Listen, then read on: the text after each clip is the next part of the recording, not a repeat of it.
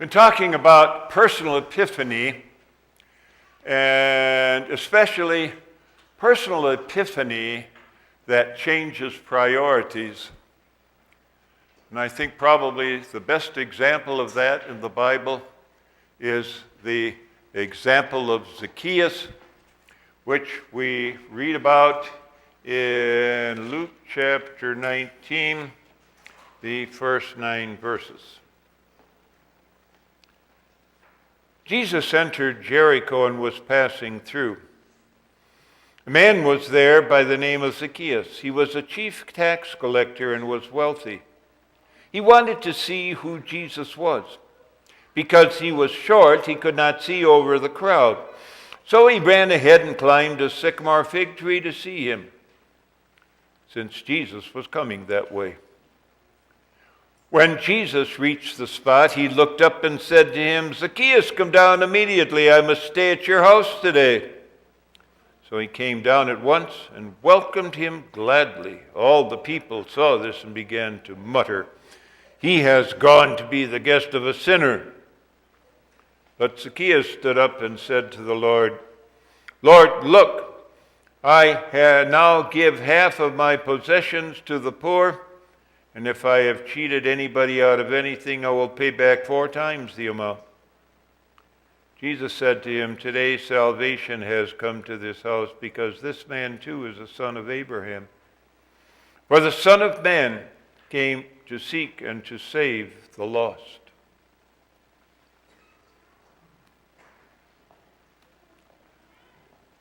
Are you a good money manager? That's good.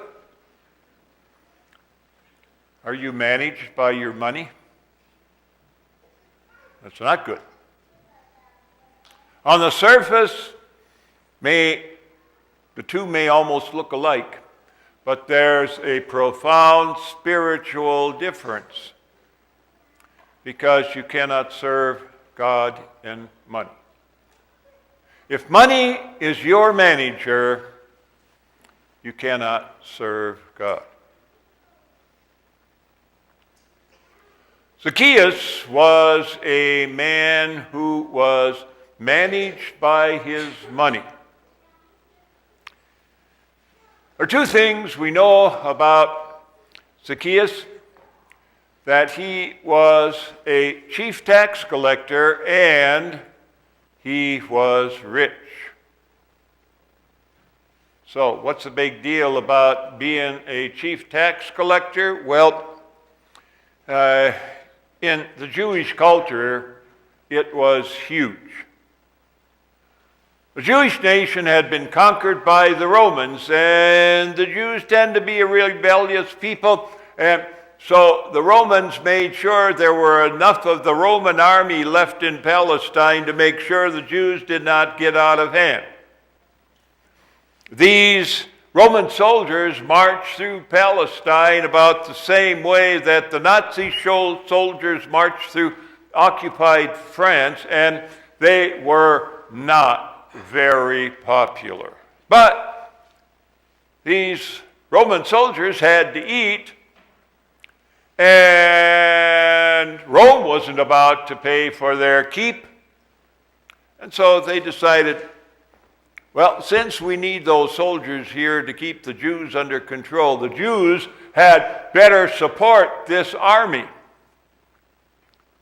And of course, that was something that the Jews resented from the bottom of their heart, having to support an enemy army in their midst.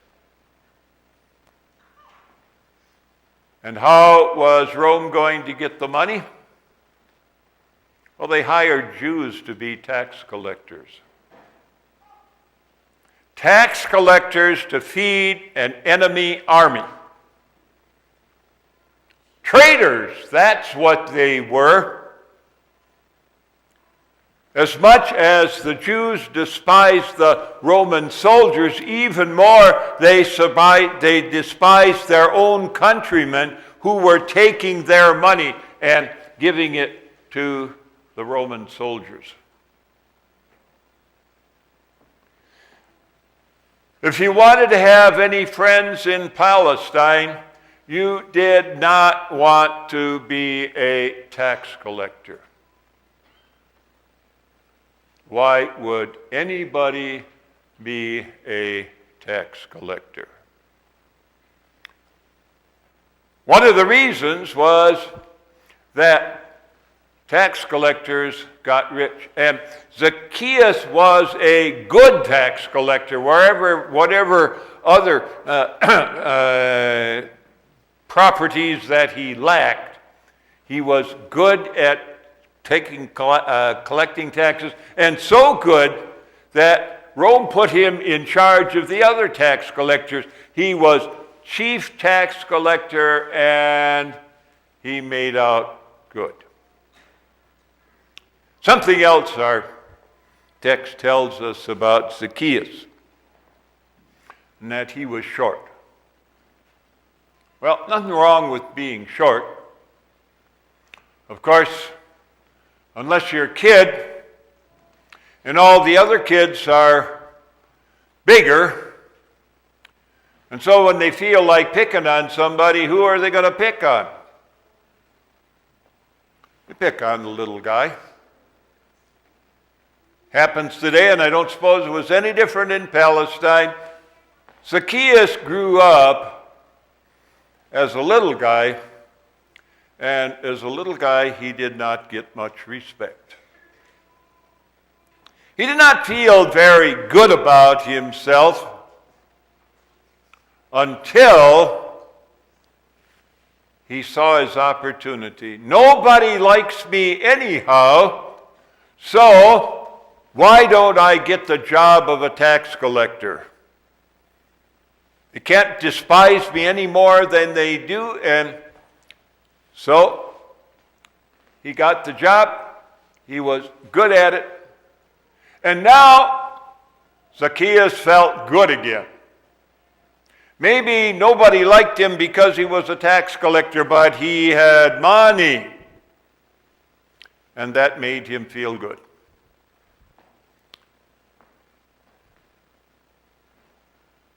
And of course, that's when money managed Zacchaeus. That doesn't happen anymore today, does it? Only Jewish tax collectors? That people feel good because they have money?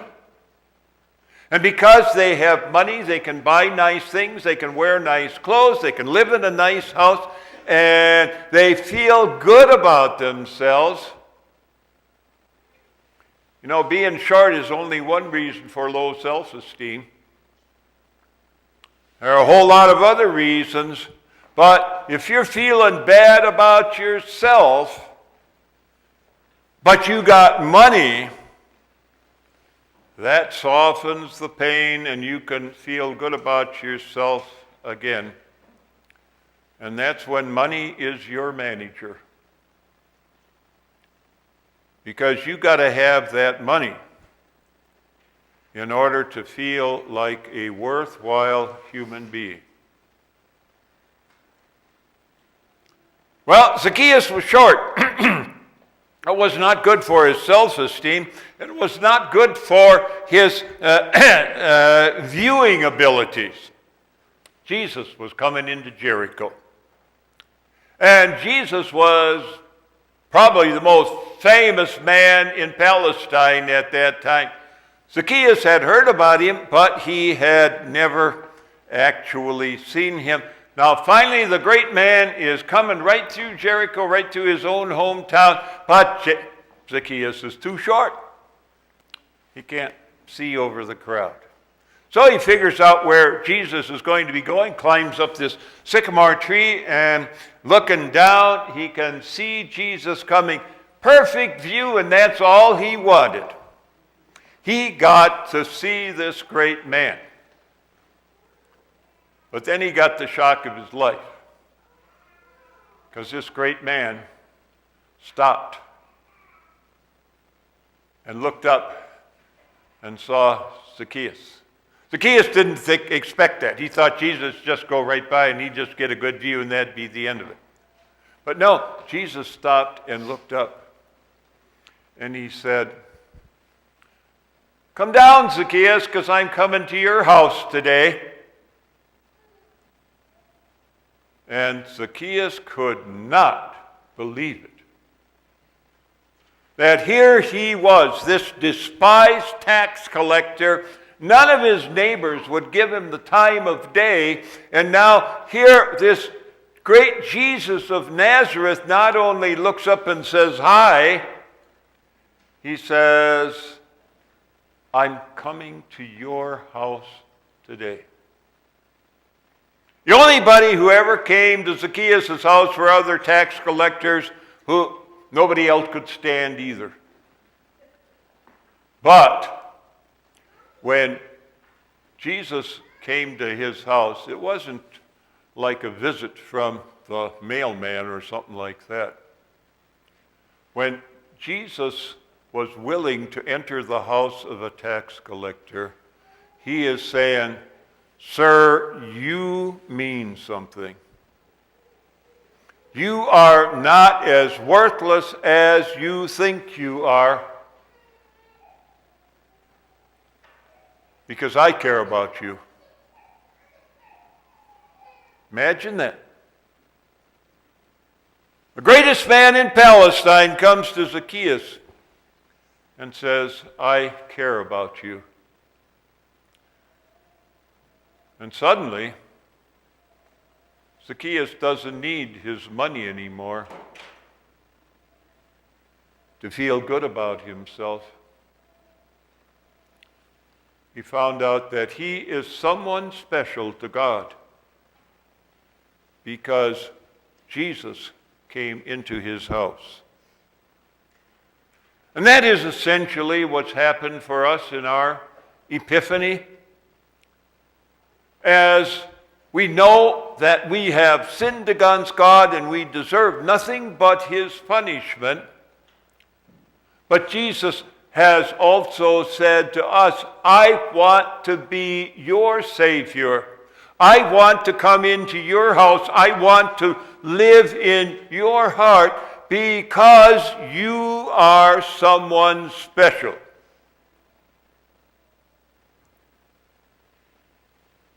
Zacchaeus was so happy when he heard that Jesus would coming into his house. And just like we are happy to have Jesus come into our lives. A personal epiphany that changed priorities.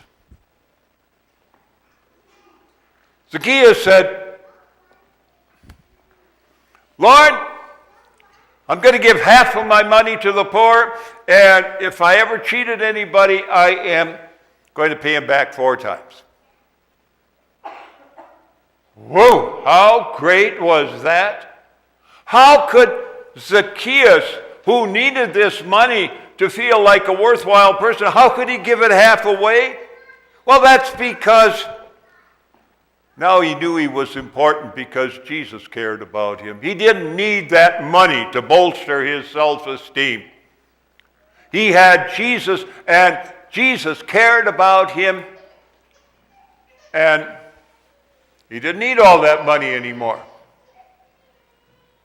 And he even said, "I'm going to pay back anybody I've cheated 4 times what I took for him." Well, tax collectors were very often dishonest, but not necessarily. So I'm thinking that probably Zacchaeus was so good at his job, he didn't have to cheat to make money. But in case he ever did, if he had cheated anybody out of money, he was going to pay it back 4 times. How could he throw away all that money? Didn't he need that money to prove he was an important person? Not anymore, he didn't. His personal epiphany had changed his priorities so that now he had his joy and his security in his Savior, and He went from being managed by money to being a money manager. He could make that money do what he wanted it to do, and not what the money told him what to do. And that's how our priorities gets changed too. Do we need that money to prove that we are important? No, we don't, because Jesus has already made us children of God. Do we need that money so that we don't run out someday? Well, we don't, because we have a Father in heaven who takes care of the birds and the flowers. He's taken care of us or not. Instead of being managed, that money controls what we can do and what we can't do. Now we become managers of that money. And we can set aside the portion that God ought to receive from our income and set that aside, and then with whatever is left, we pay our taxes and share with others and feed ourselves and our family. Then we start managing our money instead of our many managing us. There's one more thing in this story, because, when the people saw that Jesus was going to the house of a tax collector, they muttered. They thought that was disgraceful for Jesus to go to a place like that, and they began to wonder whether they should pay any attention to Jesus anymore. But Jesus explained what he was doing. He said, "The Son of Man is come to seek and to save that which is lost." It's been a while since Christmas kind of faded off into the distance, but that's exactly what Christmas is about, that the Son of Man came down to this earth to seek and to save the lost. And of course, Jesus was talking about Zacchaeus in this text. A tax collector, a traitorous tax collector managed by money. But he's also talking about us. He has come to seek and to save that which is lost. And then not only this fine group of fellow Christians here, we think this Sunday, Pastor Moltke is worshiping with his congregation in Africa. And how did we ever get brothers and sisters over in Africa? And where do Moltkes get so much money that he can go off for Africa for 2 weeks?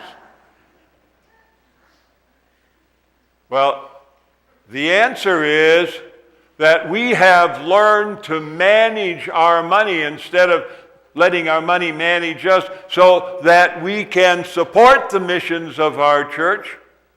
And we can set that first in our budget and make sure that there is enough money to pay for Pastor Moltke's trip and for all the assistance that goes to our African brothers and sisters who worship the same God that we do.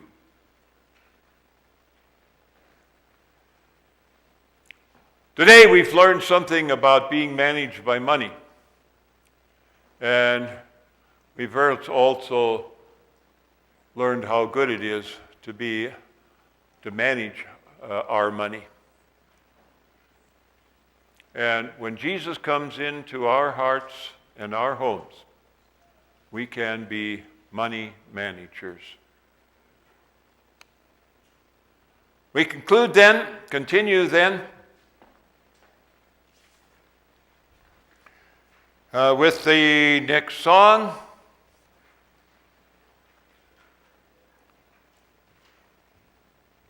I guess I have to be more obvious about when the sermon is ending.